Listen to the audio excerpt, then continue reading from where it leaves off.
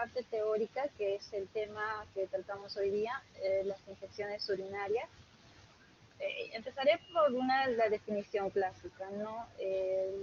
La infección urinaria va a ser un estado de inflamación en el sistema urinario, en donde se caracteriza básicamente por la presencia de bacterias. Si es que tenemos presencia de bacterias y no tenemos signos y síntomas característicos de una infección urinaria, pues no la catalogamos como tal. O sea, tiene que haber necesariamente la presencia de bacterias y de síntomas asociados. Es verdad que podría haber bacterias que estén en el tracto urinario y se podría denominar como bacteriuria si es que no se presentan síntomas como bacteriuria sintomática. Ahora, la infección urinaria en general se considera como una causa importante de mortalidad. Es una causa muy frecuente en los niveles de atención primaria, en el que concurre a las mujeres, sobre todo jóvenes en edad fértil. Se dice que por debajo de los 34 años las mujeres ya consultamos una vez por lo menos por infección urinaria en un gran porcentaje, alrededor de entre el 50 y 70%. Entonces esto asume que en el sistema de salud va a llevar o tener cierto coste, ¿no? para la atención de estos pacientes. Ahora, ¿cuál es el problema en la actualidad con respecto a las infecciones urinarias? El uso inadecuado de antibióticos, ¿no? O a veces lo usamos de modo muy corto para la patología que tiene la paciente o muy largo para la patología. Entonces, es importante por eso que nosotros tengamos en claro que no solamente tener en cuenta que tratamos las infecciones urinarias y no las bacteriurias asintomáticas, sino también que tenemos que saber cuánto tiempo, según la clasificación, cuánto tiempo debemos de usar para el tratamiento de estas infecciones. Entonces acá está la definición clásica, incluye un grupo heterogéneo de condiciones con etiologías diferentes, que tiene por denominador común la presencia de gérmenes en el tracto urinario, asociada a sintomatología clínica variada. Entonces acá vamos a hablar de unos términos, ya dijimos bacteriuria, bacterias en la orina. Cuando hay mayor de 100.000 unidades formadoras de colonias de bacterias por ml de orina, es bacteriuria significativa. Bacteriuria sintomática es cuando tenemos esta cantidad, o sea, más de 100.000 unidades formadoras de colonias, pero no va asociado a síntomas. Y obviamente cuando tenemos la cantidad de más de 100.000 unidades formadoras de colonias y va asociado a síntomas, es donde se van a describir las diferentes formas clínicas de infección urinaria. Acá vamos a ver diferentes clasificaciones de lo que es la infección urinaria. Incluso estamos clasificándola acá como ITU o infección del tracto urinario inferior y superior. Si bien es cierto, esta clasificación es un poco antigua, nos va a permitir diferenciar lo que es el estado leve, se podría decir, ¿no? De lo que es una infección urinaria, de algo que compromete finalmente el riñón, porque esta clasificación nos va a permitir saber que si estamos ante una infección urinaria del tracto urinario superior, ya estamos hablando de que puede comprometer al parénquima renal y además que puede ver concomitantemente o como complicación un absceso intrarrenal o un absceso perinéfrico, que eso sería lo que realmente preocuparía o derivaría en una infección urinaria complicada, ¿no? Entonces, por eso es importante conocer la clasificación y ya tenemos referencia que la más actual o la más común que usamos es entre infección urinaria no complicada y la complicada. Cuando no existe alteraciones del tracto urinario, o sea, no hay litiasis, no hay malformaciones del uréter, malformaciones de la vejiga, o sea, no tenemos ningún tipo de malformación a nivel de la anatomía del sistema urinario, entonces podemos decir que es ITU no complicada. Esto sobre todo se describe en mujeres jóvenes premenopáusicas. Y clásicamente se ha descrito ITU complicada cuando sí hay alteraciones sea anatómicas o funcionales del tracto urinario. Pero además se ha asociado a esta ITU complicada a las mujeres embarazadas. ¿Por qué? Por el riesgo que existe para el feto, la infección urinaria en sí durante el embarazo.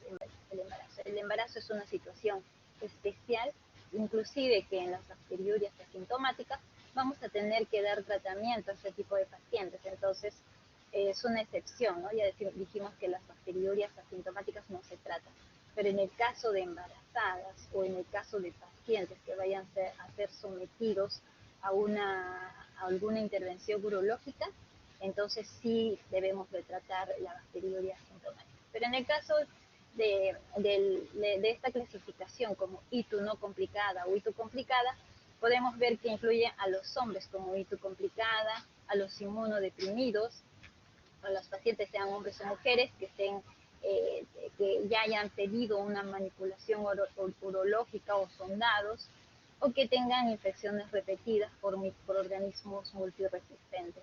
Entonces, hay cierta literatura que ustedes van a encontrar que tratan de decir o que nos tratan de aclarar que ser hombre no debería de ser un factor para denominarse ITU complicada, ni tampoco ser inmunodeprimido, como por ejemplo los pacientes diabéticos o los trasplantados.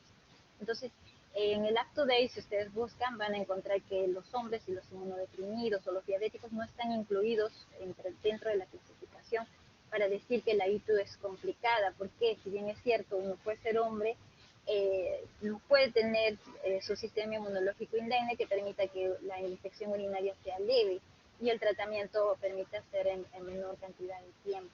Pero en general, la mayor parte de literatura, ustedes van a ver que se cataloga como los hombres como ITUS complicados. Y toda mujer joven, premenopáusica, que no tiene alteraciones del tracto urinario, como ITUS no complicado. Ahora, las ITUS recurrentes. Dentro de las ITUS recurrentes podemos decir que existe las ITUS recidivantes, cuando estamos hablando de que el mismo microorganismo, después de las 2 primeras semanas del tratamiento, pasadas las 2 primeras semanas del tratamiento, está presentando una nueva aparición, una nueva infección. Y es reinfección cuando hablamos de diferentes organismos, ¿no? El paciente está terminando el tratamiento y pasan 2 semanas después de este tratamiento y vuelve a tener una recurrencia de la infección, pero cuando hacemos el urocultivo nos sale un distinto germen. Entonces, ITU recurrente podemos denominarlo clásicamente, como dice acá, más de 3 episodios por año, pero también puede ser más de 2 episodios en 6 meses. Entonces no necesitamos que pase el año para decir que una ITU es recurrente. Si en los últimos 6 meses la paciente ya ha tenido 2 episodios, podemos catalogarlo como tal. ¿Por qué va a ser importante esta clasificación? ¿Por qué? Porque nos va a permitir saber si es que necesitamos añadir al tratamiento estándar que le damos a los pacientes la profilaxis, ¿no? Podemos dar profilaxis antibiótica, que vamos a revisar un poco este tema más adelante. Ahora, y finalmente la ITU asociada al catéter, los pacientes sondados. No todos los pacientes con sonda que presenten bacteriuria tampoco requieren, o también mejor dicho, requieren tratamiento, o sea, no todos. Solamente los que tengan signos y síntomas de infección. Ahora, los síntomas en estos pacientes pueden ser atípicos, por ejemplo, la aparición solamente de fiebre y no necesariamente de molestias como disuria, polaquiuria, tenesmo. Entonces eso de repente no lo va a presentar el paciente sondado, pero si no tenemos otro foco de infección, el paciente está con fiebre y tenemos un cultivo o un cultivo de orina, el examen de orina puede ser patológico, ¿no? Pero si tenemos un cultivo con más de 10 a las 3 unidades formadoras de colonias, entonces sí decimos que esta bacteriuria está asociada, o sea, es una infección urinaria, asociada obviamente a la sonda.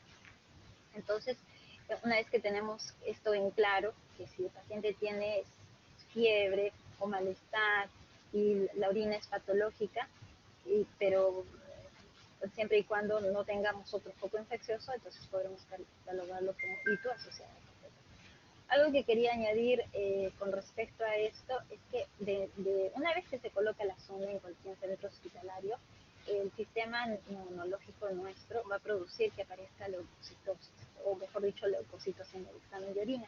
Y esto no necesariamente nos va a indicar que el paciente tenga una infección. Entonces, con los pacientes sondados tenemos que tener en cuenta eso, ¿no? La orina puede aparecer con leucocitos, inclusive por el traumatismo de la sonda podríamos tener algo de eritrocitos en el examen de orina, pero no necesariamente esto va a significar una infección. Entonces, además de esto, si queremos iniciar un tratamiento, tendremos que tener algún síntoma que nos indique que el paciente está cursando con una infección.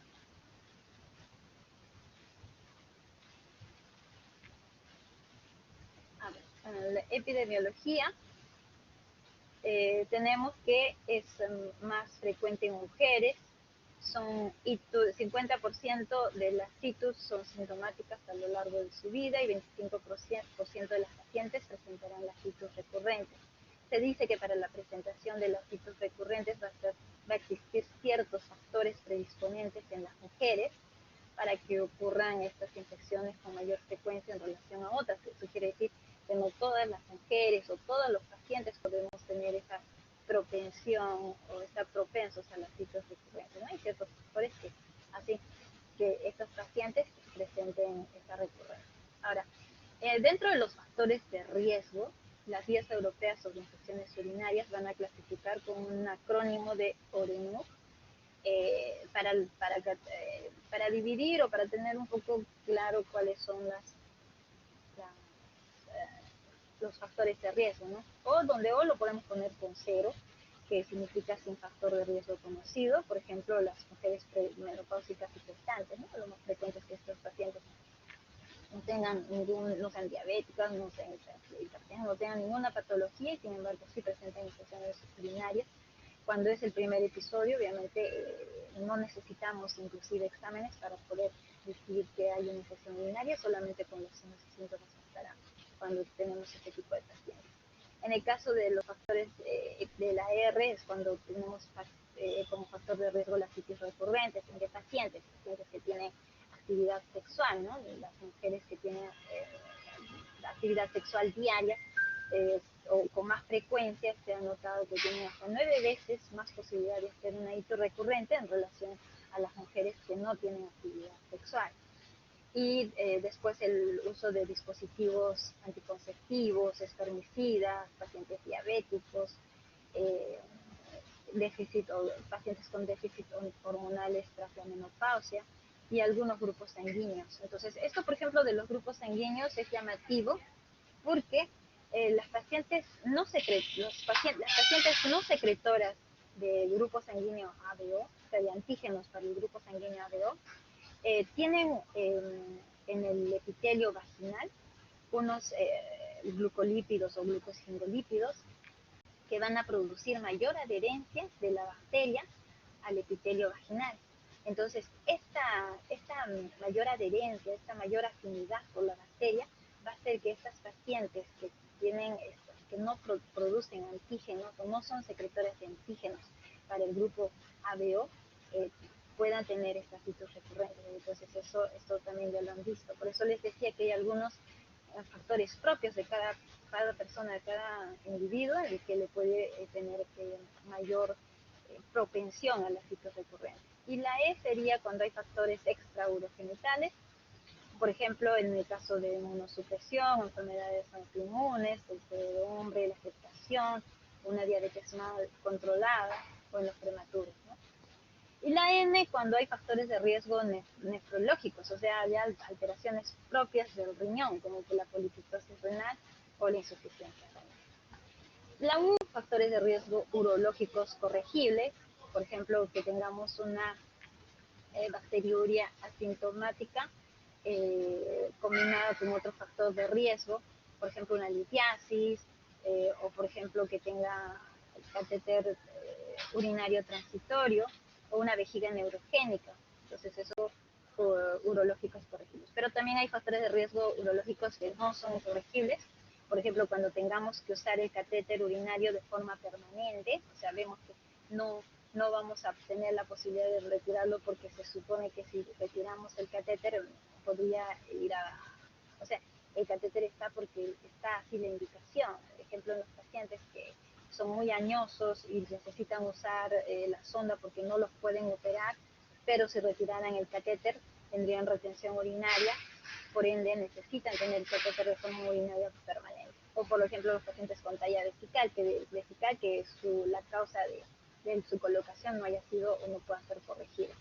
Entonces, en estos casos, existe el factor de riesgo urológico no corregible. Ahora, dentro de la bacteriología, el germen que más se cultiva, ya lo sabemos, entre el 75 inclusive hasta el 80, 90% de los casos es la Escherichia coli.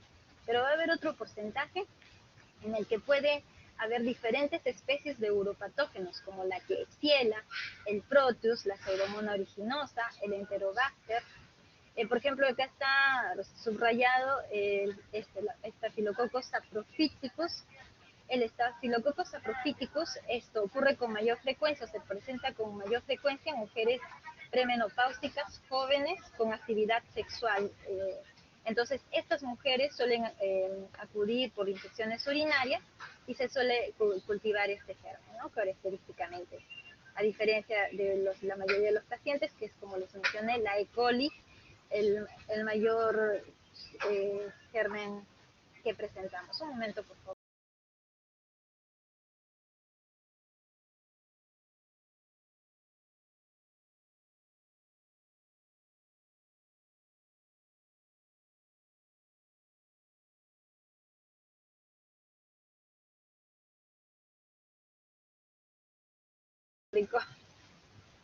Ya, sí hay mucho bulla externo, disculpen.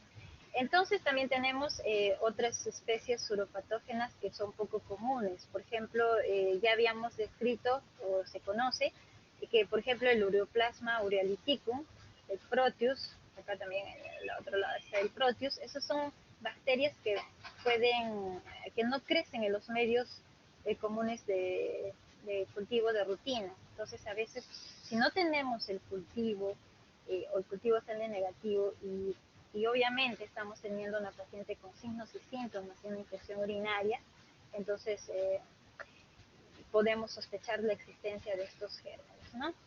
Y bueno, y también siempre ver la posibilidad de que puede tratarse de un Mycobacterium tuberculosis, que no se olviden que característicamente este paciente puede producir esto, un cuadro como de infección urinaria o hematuria, pero no hay signos en la orina de infección urinaria.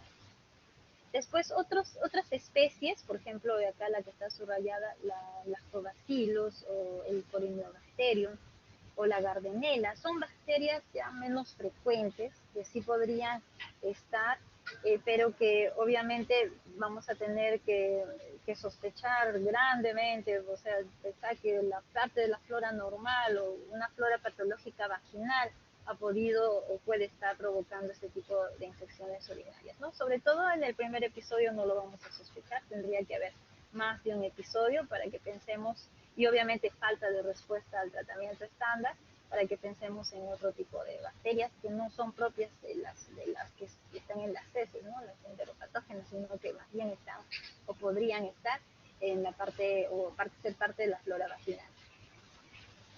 Entonces, acá tenemos la interpretación del urocultivo, cuando se dice que hay contaminación, cuando hay más de 2 especies bacterianas, 2 o más, entonces que son de distintas especies, podemos decir que está contaminado y lo que necesitaremos es que se tome una nueva muestra. Y luego también tendremos que ver que haya una bacteriuria significativa para decir que hay una infección. Eh, en el caso de las mujeres sintomáticas, basta con 100 unidades formadores de colonias para decir que hay infección, no necesitamos más. En el caso de los varones, que sea mayor a 1000 unidades formadores de colonias. Y en el caso de la función suprapúbica, también mayor a 100, porque no nos olvidemos que la vejiga es estéril. En el caso de la función suprapúbica no debería haber gérmenes en general. Entonces debería salir negativo. Y en el caso de la bacteriuria asintomática, para decir que hay bacteriuria asintomática en las mujeres, tendremos que hacer 2 recuentos. Con un recuento podría ser contaminación si la paciente está asintomática, ¿no? Y tendríamos que tener, para catalogarla como bacteriuria asintomática, 2 recuentos con más de 100.000 unidades formadoras de colonias. Y en el caso de los hombres solo bastaría un recuento con más de 100.000 unidades formadoras de colonias para decir que hay una bacteriuria asintomática. Y en los soldados un recuento de 100 unidades formadoras de colonias. Ahora, característicamente, ¿qué vamos a encontrar nosotros en el examen de orina? Vamos a encontrar la piuria, que es la presencia de más de 10 leucocitos por campo en el caso de que la orina no sea, por microlitro, perdón, en el caso de que la orina no sea centrifugada. Y en el caso que la orina sea centrifugada, entonces podemos hablar la presencia de más de 5 leucocitos por campo en esta orina centrifugada. Entonces, tenemos la esteriasa leucocitaria, que también tiene, la presencia tiene una sensibilidad de 75 al 96%, ¿no? Para decir que es una infección urinaria.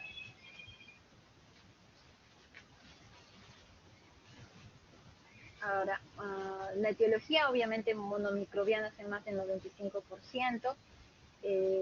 Cuando hay alteraciones anatómicas sí podría haber más de un microorganismo, pero si se cultiva más de un microorganismo, habitualmente, como les dije, hay que descartar que no sea por contaminación. Acá vemos un cuadro en el que vemos que la Escherichia coli es la responsable de los diferentes tipos de presentación o planes de presentación, ¿no? De la cistitis, pneumonitis, por uso de catéter, es la más frecuente en su presentación. Y luego de ello ya podemos tener estafilococos saprofíticos, como les mencioné, en las mujeres jóvenes, que es por lo que consultan las premenopáusicas jóvenes.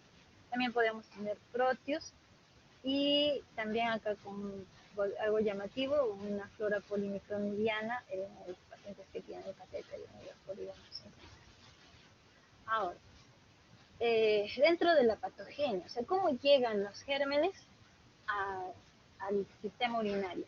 Entonces se dice que las mujeres obviamente tenemos más riesgo de tener una infección urinaria porque nuestra uretra es más corta, está más cerca al ano y a la parte vaginal y por ende tenemos más riesgo que los hombres, un riesgo que es de 3 a 2 o 2 a 1, que de los hombres que ellos no tienen tanto riesgo de tener una infección urinaria. Por eso ya antes habíamos visto que cuando ellos tienen infección urinaria lo catalogan algunas clasificaciones, como algunas literaturas, perdón, lo catalogan como complicado. Entonces, estas características nos hacen que nosotras tengamos, o las mujeres tengamos más riesgo de tener una infección urinaria, pero la vía ascendente no va a ser la única vía por la que pueden llegar los gérmenes al sistema urinario. Tenemos la vía linfática, que no es una vía, la vía predilecta, es una vía muy rara, poco frecuente, pero no imposible. Entonces ocurre porque puede haber patologías que comprometan los linfáticos que son comunes al ciego y al aparato urinario y que por allí puedan entrar los gérmenes. También tenemos la vía hematógena. Obviamente si tenemos Escherichia coli en la sangre, no vamos a pensar que de la sangre la Escherichia coli ha llegado a la vía urinaria. Lo más probable es que la entrada, la puerta de entrada, haya sido en la vía urinaria, o sea, la Escherichia coli ha ingresado por la vía urinaria y luego se ha diseminado a la sangre. Ahora, esto no solamente es lógico, sino que han visto en estudios que cuando la Escherichia coli podría, o sea, hipotéticamente podría entrar por vía hematógena, las concentraciones que necesitaría para poder sobrevivir y llegar a la vía urinaria, o sea, cuando fuera otra la puerta de entrada, para que llegue a la vía urinaria por vía hematógena tendrían que ser muy altas, tan altas que comprometerían de modo tal el estado del paciente que probablemente muriera antes de tener la infección urinaria por una E. coli secundaria o otra. Lo más probable es que si el paciente tiene concomitantemente una infección urinaria por E. coli y tenga E. coli también por vía hematógena, la puerta de entrada ha sido la vía urinaria. Entonces, por vía hematógena tenemos otro tipo de gérmenes, acá está, menos del 3% de las vías. Tenemos el Staphylococcus aureus, la salmonella, la pseudomonas y la cándida, ¿no? Y sobre todo esto en pacientes que hayan tenido algún nivel de traumatismo u obstrucción esta vía, pero más, ¿por qué definen la obstrucción urinaria? Podría ser más sensible a estos gérmenes porque van a cambiar la vascularidad de la vía urinaria y podría haber que por vía hematógena tenga mayor facilidad de migrar los gérmenes a este sistema. Y finalmente la vía ascendente, como ya dijimos que es más frecuente el germen la E. coli en varones, en mujeres y también los otros gérmenes, ¿no? Como la Serratia martensis y el uso o abuso, mejor dicho, de los antibióticos en hospitalizados también los harían más susceptibles de tener la vía ascendente como ingreso para la infección urinaria. Ahora, a ver, ¿cómo ocurre la infección urinaria? O primero, la colonización de la uretra distal. Luego va ascendiendo para que finalmente produzca una reacción inflamatoria en la vejiga. En la vejiga se van a multiplicar las bacterias y a este nivel podrían ya provocar una cistitis, pero si traspasan la barrera vesicoureteral, finalmente podrían llegar al riñón produciendo una pielonefritis. Entonces tenemos acá factores para que exista la infección urinaria como tal, factores de virulencia que pueden ser factores bacterianos, o sea, propios de la bacteria y factores del huésped. Dentro de los propios de la bacteria tenemos esta fimbria tipo 1 que va a favorecer la adherencia bacteriana, que va a hacer que se una a receptores que están en la vejiga o en la pared de la uretra y que tenga mayor afinidad la bacteria por este tipo de receptores. También tenemos la hemolicina y tenemos estas ureasas que son factores propios de la bacteria que le van a dar mayor facilidad para que pueda adherirse a la mucosa.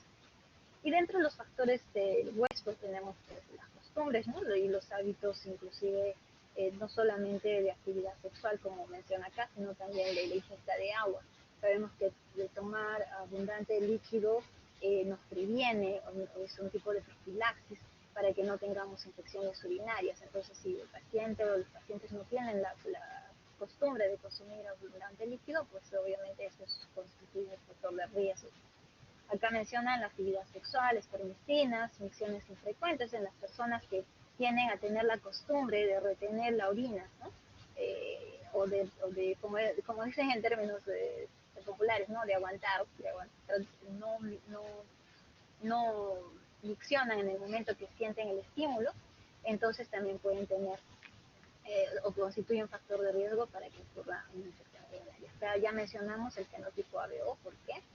Con respecto a las mujeres productoras o las no secretoras de antígeno ABO. Y factores biológicos como que haya alguna alteración, ¿no? Del flujo urinario, peristalsis ureteral, de la misma composición urinaria, los estrógenos, la deficiencia de estrógenos también podría considerarse un factor de riesgo. Con los pacientes diabéticos, todo lo que comprometa la respuesta inmunológica, tanto local o como general, también puede ser un factor de riesgo biológico para que tengamos una infección urinaria. Ahora, vamos a describir los síndromes clínicos. Ya sabemos que dentro de las manifestaciones clínicas, las clásicas está la disuria, la polaquiluria, el tenesmo, el malestar general, puede haber inclusive fiebre. En el caso de la cistitis, vamos a decir que el cuadro cístico, o sea, disuria, tenesmo, polaquiluria, es lo más característico, ¿no? Puede haber dolor suprapúbico y hematuria. Y se traduce en infección del tracto urinario inferior. Entonces, este cuadro suele ser simple, fácil de diagnosticar, no necesitamos mucha ciencia para ello, pero ¿qué ocurre si es que ocurre lo otro? ¿No? Estamos hablando de un paciente embarazada o un paciente diabético, entonces en ellos tenemos que tener en cuenta que podrían tener mayor complicación. La embarazada podría inclusive perder al feto si se llega a complicar su gestación empezando por una infección, entonces debe ser tratado, ¿no? Y reconocida con prontitud y tratado con prontitud para que logramos sacarla de ese riesgo. Entonces, en quienes tenemos también la posibilidad de una cistitis aguda complicada, en los pacientes que hayan tenido una historia de infección urinaria en la niñez, que hayan tenido antes pielonefritis aguda, porque hay riesgo de que esa cistitis a futuro también pueda otra vez por ponerse o convertirse en una pielonefritis. Cuando haya habido o hay historial de unos uropatógenos multiresistentes. Obviamente cuando hay un primer episodio de cistitis aguda, no vamos a tener que hacer un urocultivo para indicar el tratamiento. Pero si vemos que esta paciente acude, o este paciente acude con frecuencia, sobre todo las mujeres, ¿no? Acuden con frecuencia, entonces sí tendremos que cultivar y ahí podremos ver si el germen es multiresistente o no. Y entonces eso es lo que nos va a complicar, aunque sea una cistitis, nos va a complicar el tratamiento, porque el tratamiento va a tener que ir dirigido a la sensibilidad del germen. Y a veces la sensibilidad, pues si es multiresistente, es muy limitada por vía oral, entonces, y habitualmente el tratamiento de esta cistitis lo vamos a dar por vía oral. Eh, tenemos pacientes que tengan síntomas de más de 7 días cuando damos el tratamiento de la cistitis, los síntomas deberían remitir al primer día, entonces si no está obedeciendo, no tiene respuesta a nuestro tratamiento, probablemente estemos hablando de otro tipo de germes o que se esté complicando. Y en pacientes son graves. Para el diagnóstico tenemos esto, obviamente ya les dije, si tenemos simple los signos y síntomas y es un primer episodio, no necesitamos hacer ninguna otra prueba, damos el tratamiento empírico y con eso debería mejorar.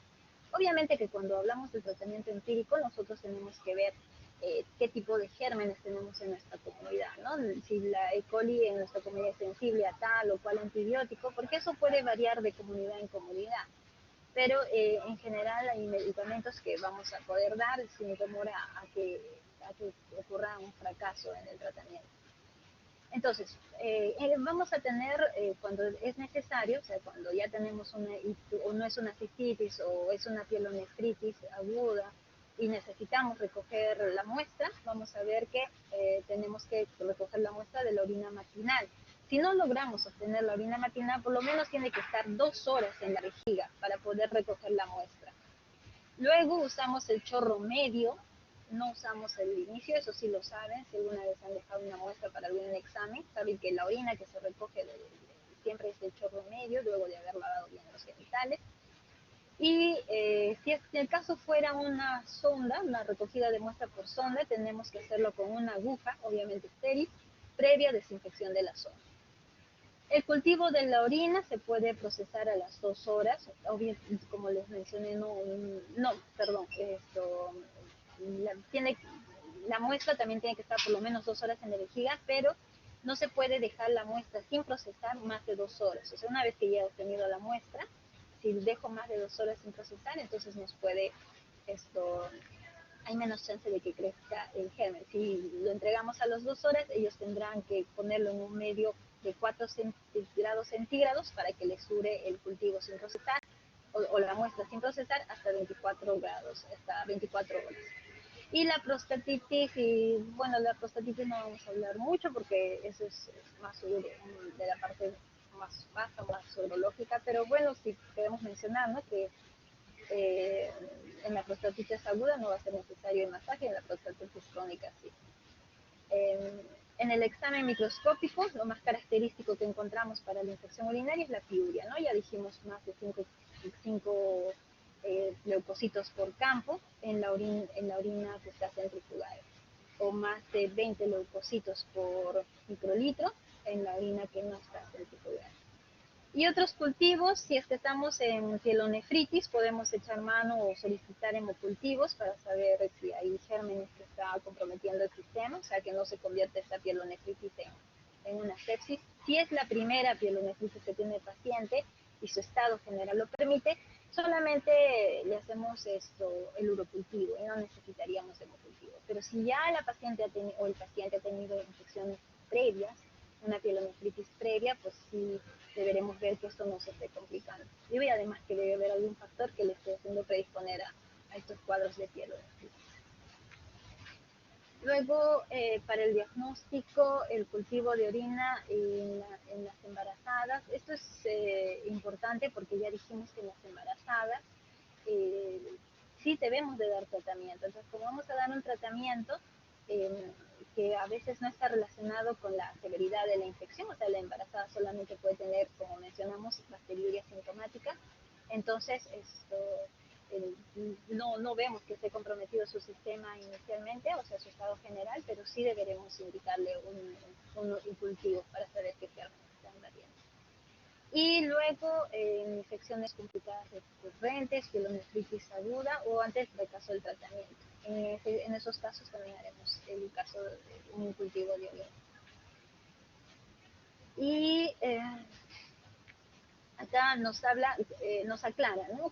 Cuando decimos que es bacteriuria significativa, cuando hay más de 100 unidades formadoras de colonias, en mujeres que tengan síntomas o signos de cistitis o pielonefritis. Y en los pacientes con sonda más de 1000 unidades formadoras de color.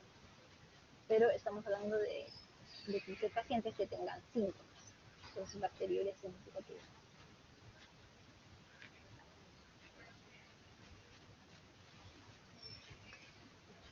A ver, en el tratamiento, ¿a quiénes tratamos? Ya dijimos en términos generales que la bacteriuria sintomática, sea el paciente inclusive sondado, no lo vamos a tratar. ¿En quiénes vamos a tratar? En los casos especiales, ¿no? Las embarazadas, sí deberemos tratarles, le podemos dar fosfomicina en una dosis única de 3 gramos.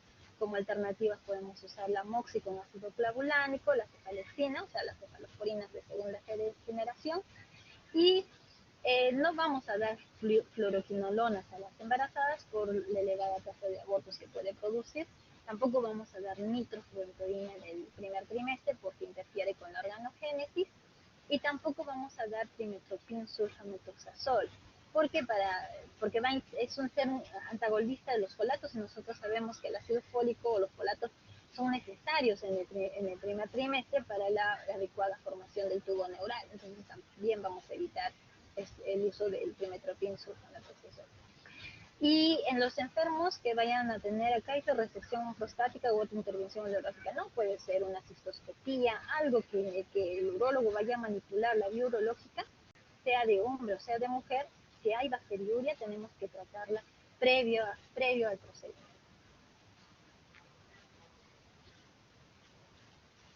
Ahora, no tratar en el resto de pacientes, ¿no? Entre menopáusicas, no gestantes, diabéticas, ancianos, sean enfermos con lesión medular, sondados, en el caso de candidiurias asintomáticas, porque los pacientes sondados también pueden tener tendencia a que haya una candiduria, y si es asintomática, pues lo que tenemos que hacer es remover la sonda, y si persiste la candiduria, de repente, si es que estamos viendo que algo esté comprometido, así no tenga signos y síntomas de infección, el paciente sondado, de repente sí tendríamos que tratarlo, pero en la mayoría de casos, cuando si es una candiduria asintomática, con el cambio de la sonda debería desaparecer la bacteria, a no ser que ya haya colonizado.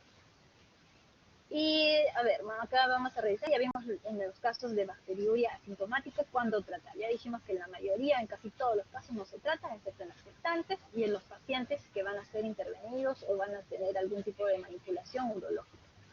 Entonces, y en la cistitis, en la mujer joven, por ejemplo, con cistitis no complicada y no embarazada, también le podemos dar fosfomicina a dosis única, pero ya podemos usar la nitrofurantoína, que no tendría ninguna restricción, y lo usamos 2 veces al día por unos 5 días. También podríamos usar trimetoprim sulfamethoxazol. Antes a veces se usaba como primera línea el trimetoprim sulfamethoxazol, pero se ha visto ya que el aumento de las resistencias y ya no se usa, ¿no? En estas pacientes también podríamos usar las quinolonas, pero se prefiere usar las quinolonas más bien cuando las cistitis son complicadas, como indica el cuadro de abajo, ¿no? Y el tratamiento de las no complicadas es entre 3 a 5 días. Ya les dijimos que una vez que se instala el tratamiento, después de las primeras 24 horas ya debería haber mejoría de los síntomas, porque la meta o nuestra meta con el tratamiento es que mejore el malestar o esa sensación de pujo, tenesmo o de disuria que tiene el paciente o la paciente. Entonces, ese es nuestro objetivo y con el tratamiento de la cistitis en el primer día ya debería mejorar. En el caso de la cistitis complicada, ya dijimos urocultivo previo y también puede hacerse un urocultivo también 1 o 2 semanas tras el tratamiento. En los hombres, y yo pienso que por eso también lo tratan como complicada, es que como no es frecuente porque su uretra es más larga y no tiene tanta exposición como la uretra femenina a los gérmenes que están en el ano, o sea, no tiene tanta exposición por la distancia, entonces siempre hay que descartar una uropatía obstructiva, que tenga un problema de próstata, que tenga litiasis o que tenga alguna malformación congénita que le haga más propenso a este hombre a presentar una infección urinaria. El tratamiento lo podremos dar como ciprofloxacino cada 12 horas o levofloxacino. Dice que el levofloxacino es muy bueno para tratar las cistitis complicadas en 7 a 10 días, pero en esto tenemos que tener en cuenta tanto para el ciprofloxacino y un poco menos para el levofloxacino, la resistencia local, porque lamentablemente los gérmenes son o el uso de ciprofloxacino tiene tendencia a haber muchas resistencias. Entonces, si la resistencia local lo permite, o sea, los gérmenes de nuestra zona en la que trabajemos o donde estemos, permite usar las quinolonas, y específicamente el ciprofloxacino, entonces sí se considera como una buena alternativa. Pero si no lo permite porque hay mucha resistencia, pues tendremos que usar otras opciones o el levofloxacino, que habitualmente lo usamos cuando la patología está un poco más severa, inclusive en una pielonefritis. La recidiva, el tratamiento, en caso de recidiva, el tratamiento va a ser más largo, ¿no? Va a ser hasta por 14 días. Inclusive podemos, como dice acá, añadir una profilaxis antibiótica. Para la profilaxis podríamos usar la nitrofurantoína, pero también podríamos usar la amoxicilina con ácido clavulánico o también el trimetoprim con sulfamethoxazol. Obviamente que las dosis que se usan para la profilaxis son reducidas. En el caso de la nitrofurantoína, podemos usar una dosis de 50 a 100 miligramos una vez por día, no más de 6 meses. ¿Por qué acá dice postcoital? Porque existe en las pacientes que tienen riesgo de infección urinaria a repetición por su actividad sexual, podemos dar postcoital. Entonces se ha demostrado que dando estas dosis postcoital también se previene la aparición de recidivas y inclusive la aparición con el uso, de trimetoprim sulfamethoxazol postcoital, también podemos prevenir que aparezca una recidiva de la infección urinaria. Entonces, esto ya es profilaxis antibiótica y siempre lo valoramos cuando los pacientes tienen muestras o más de 3 infecciones por año, infecciones urinarias por año, o como mencioné, 2 infecciones en 6 meses. En el caso de la pielonefritis aguda, también decimos que puede ser no complicada o complicada. Para el tratamiento de la no complicada, lo que podemos hacer inicialmente es darle una dosis por vía parenteral, por ejemplo, unos 2 gramos de ceftriaxona, y luego podríamos completar el tratamiento por vía oral con quinolonas. Podría ser con, ya les dije, ¿no?, con levofloxacino o incluso con o algo menos, ¿no?, con ciprofloxacino, cuando dos cosas: la resistencia local lo permita, como dice acá, y cuando el estado de la paciente o del paciente lo permita, ¿no? Si ya estamos sospechando de una pielonefritis complicada, obviamente no le vamos a dar el tratamiento por vía oral, el tratamiento tiene que ser por vía parenteral. Tanto podemos echar mano de las cefalosporinas de tercera generación, 2 gramos por día, o ciprofloxacino endovenoso, obviamente si la resistencia local lo permite. En el caso de gérmenes nosocomiales multiresistentes, entonces hay gérmenes que pueden ser BLE, ya acá lo mencionan, ¿no?, gérmenes BLE. Los gérmenes BLE habitualmente son resistentes a las cefalosporinas y a los betalactámicos y suelen ser sensibles a los carbapenems. En este caso podríamos usar meropenem, 1 gramo cada 8 horas, o ertapenem, 1 gramo por día. Y el tratamiento obviamente no va a ser corto, el tratamiento va a ser largo porque los gérmenes no podemos descuidar en este caso el tiempo del tratamiento porque podrían también generar resistencia a los carbapenems. Y en ese caso sí, pues tendríamos que usar piperacilina tazobactam u otro tipo de antibióticos más fuertes y diferentes a todos los que hemos mencionado para poder combatir estos gérmenes.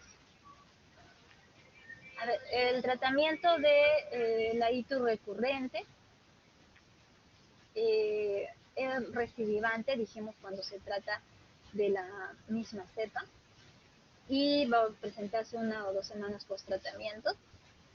El tratamiento va a ser de 14 días, si el tratamiento previo ha sido menos de 14 días, y si es que el tratamiento ha sido más de 14 días, el primer tratamiento ha sido más de 14 días, podemos prolongar el tratamiento inclusive hasta 6 semanas. Y obviamente después de eso podemos ya pensar en una profilaxis nocturna, como ya dijimos, con nitrofurantoína. En el caso de la fosfomicina, que normalmente para la citis la tratamos por una única dosis, en el caso de la profilaxis tendría que ser por 10 días. Y la reinfección, que es por gérmenes diferentes, habitualmente aparecen por 2 semanas post tratamiento. Entonces, en esto sí tendríamos que ver el antibiograma, ¿no? Tendríamos que ver qué germen ha sido aislado y su resistencia. Entonces, con eso nos guiaríamos para saber cuál es el tipo de tratamiento que requiere este paciente, y obviamente también tenemos que añadir la profilaxis nocturna por 6 meses.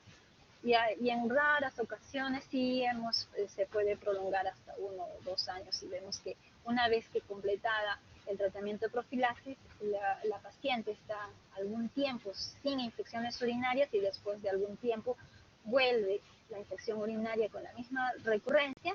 Entonces sí podríamos plantear hacer un poco más prolongado el tratamiento profiláctico, inclusive, como mencioné acá, 1 o 2 años. Ahora, en el caso de los pacientes sondados, la bacteriuria asintomática no la vamos a tratar, ya mencionamos eso, salvo en las mujeres que tengan un sondaje corto previo a una cirugía, ¿no? O una historia de obstrucción obstrucción de repetición y por gérmenes productores de orina. Y en los casos de los pacientes que sí son sintomáticos, si están sondados, sí los vamos a tratar, y por el hecho de que tienen la sonda, el tratamiento va a ser más largo, por más que sea una cistitis. Si es una cistitis, le daremos hasta 10 días, y si es una pielonefritis, hasta 14 días. Y la candiduria no suele requerir tratamiento si es asintomática sobre todo, y si llega a ser sintomática o aparenta que está comprometiendo el estado general del paciente, podemos usar 200 miligramos de fluconazol por día. Y también podemos llegar a necesitar hasta 10 días de tratamiento.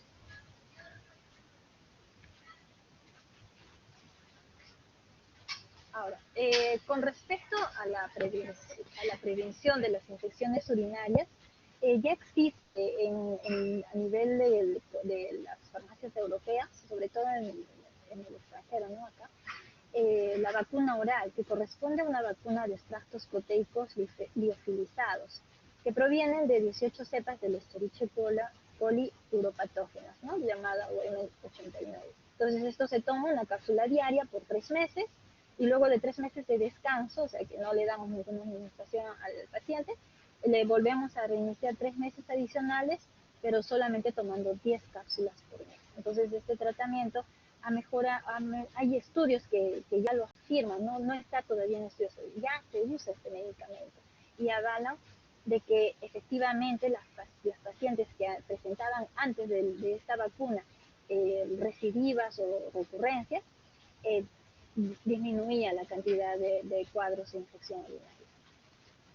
Y algo que es controversial, ¿no? Un tema que es controversial, el uso de los arándanos. Ya han hecho estudios de ver si su uso sirve, no sirve. También han hecho estudios para ver cuán efectivo puede ser y en qué concentraciones.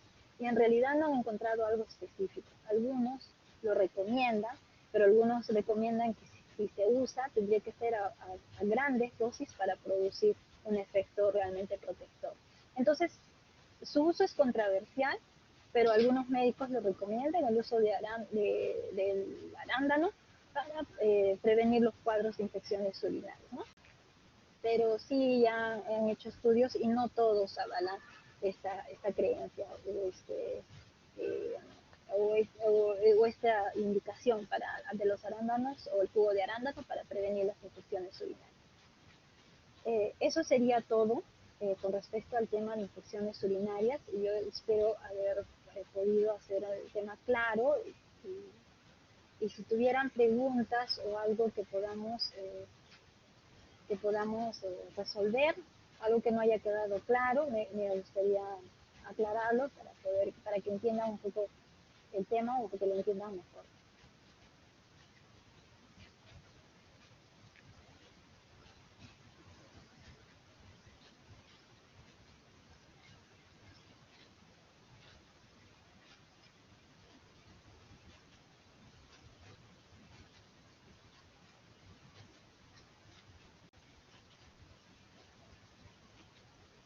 No sé si tengan preguntas. Sí me han escuchado, ¿verdad? Porque asumo que me hubiesen dicho que no se escucha si es que no fuera así.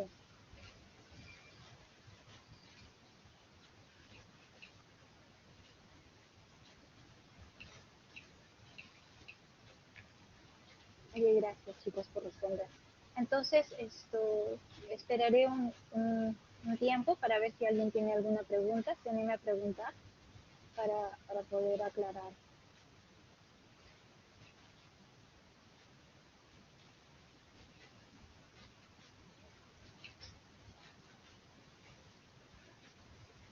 Yo creo que ya la mayoría se está retirando. Me parece que si no hay preguntas, podemos dar por finalizada la sesión. Espero que se haya entendido. Más bien les reitero mis disculpas. No esperaba que la parte informática me llevara en contra. Y que tengan buena tarde. Doctora, disculpe una pregunta, ¿se me escucha? Mi audio estaba Sí, cargando.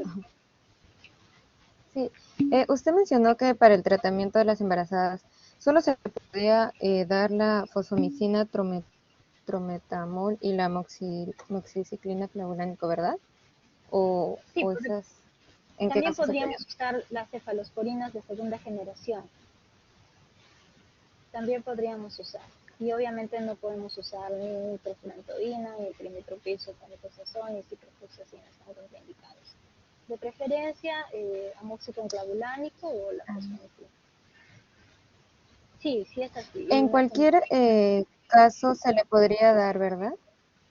Sí, sí, en cualquier caso, sea que esté con ITU o bacteriuria asintomática. Lo ideal que si tenemos una bacteriuria asintomática en la gestante es tener un cultivo, ¿no? Damos el antibiótico empírico, pero lo cultivamos, porque estas pacientes están en riesgo porque esto finalmente puede comprometer al feto, y por eso. Sí, en cualquier trimestre, la moxiclavulánico no está restringida. Eh, para los diferentes trimestres, las cefalosporinas de segunda y las fosfomicinas. Ah, ok, doctora, muchas gracias.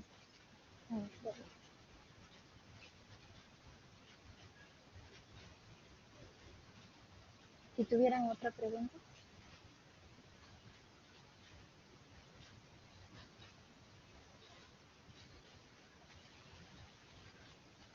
Ya, les agradezco nuevamente entonces por la paciencia y por su concurrencia. Me despido, voy a detener la grabación y ya me despido.